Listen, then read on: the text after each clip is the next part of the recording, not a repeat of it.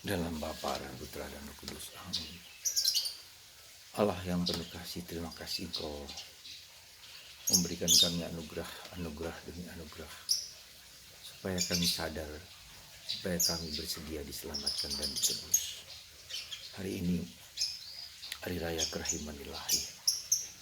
Kau yang begitu sabar memberi kesempatan supaya kami kembali kepadamu. Terpujilah namamu kini dan sepanjang segala masa. Amin. Pada Paskah kedua, kita diajak oleh gereja untuk merenungkan tentang kerahiman Allah, tentang kebaikan dan kemurahan hati Allah, tentang care-nya, pedulinya dengan kita.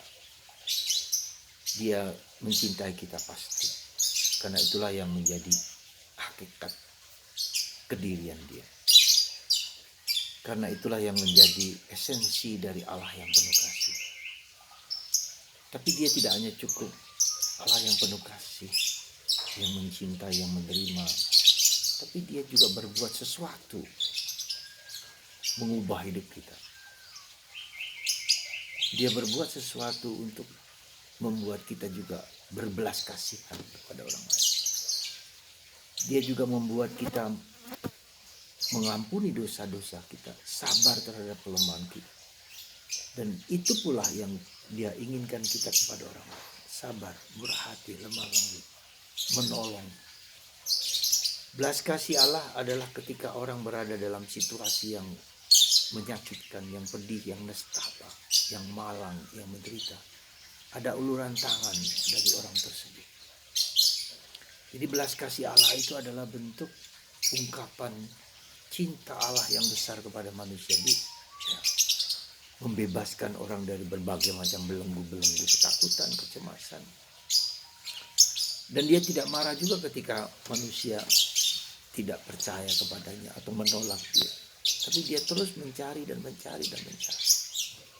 Supaya kita kembali, supaya kita sadar, supaya kita mengagumi, menyembah, berdoa kepadanya, supaya kita menjadi baik. Ya.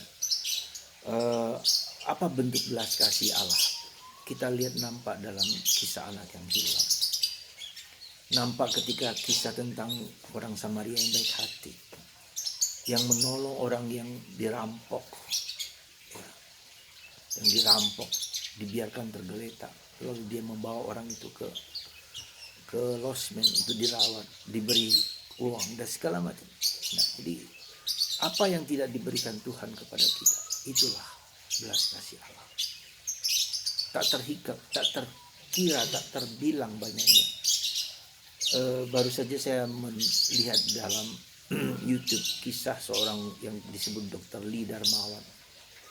Dia seorang dokter yang merawat orang-orang sakit, menderita, ya, di pelosok-pelosok seluruh Indonesia. Dan dia diberi kapal oleh banyak orang supaya bisa melayani daerah-daerah terpencil yang tidak ada dokter. Dan itu terjadi karena dia melihat pengalaman ibunya yang menangis tersedih-sedih ketika adiknya meninggal karena sakit diare. Semangat untuk menolong itulah yang lahir dari pengalaman pahit dan menderita seorang ibu.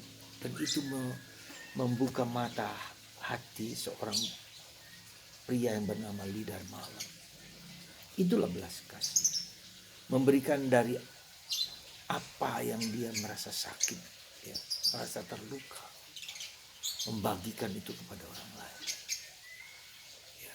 Semoga pada hari Divine Mercy ini, kerahiman ilahi ini, Anda, kita semua tergerak untuk membantu orang-orang di sekitar kita. Ya. Dan gerakan itu bukan karena kemanusiaanku, tapi karena disentuh oleh Allah lewat peristiwa-peristiwa di sekitar. Kita menolong orang tetangga kita mungkin tanpa kita mau, tanpa kita tahu tangan kanan memberi, tangan kiri tidak perlu tahu. Tapi itu karena Tuhan mau kita berbelas kasih. Tapi kala pertama-tama Tuhan telah berbelas kasih kepadaku, betapa sabarnya Tuhan kepadaku karena dosa-dosa, betapa besarnya tak terkira seperti lautan luas. yang mengampuni, memaafkanku. Semoga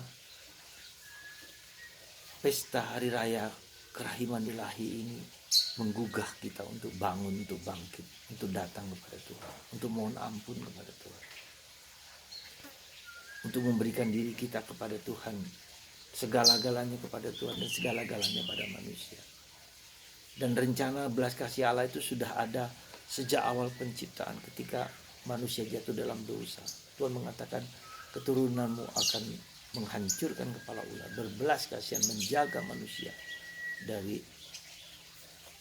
rintihan, keluhan, ancaman dari si iblis yang ingin supaya manusia taat kepada dia, bukan kepada Tuhan. Semoga kasih Allah yang melimpah tidak hanya kita pikirkan di dunia ini, tapi kemudian pikirkan dalam keabadian, dalam kekekalan yang tak dapat mati, yang tak dapat sirna, yang tak dapat cacat. Karena itu yang Tuhan kehendaki pada akhirnya. Semoga karya-karya kerasulan, karya-karya baik kita, keterlibatan kita di gereja, pribadi kita yang baik, memancar keluar seperti nyala api yang ada di sekitar saya ini. Tuhan memberkati Anda semua. Semoga kerahiman ilahi membuka mata hati kita semua dalam Bapa,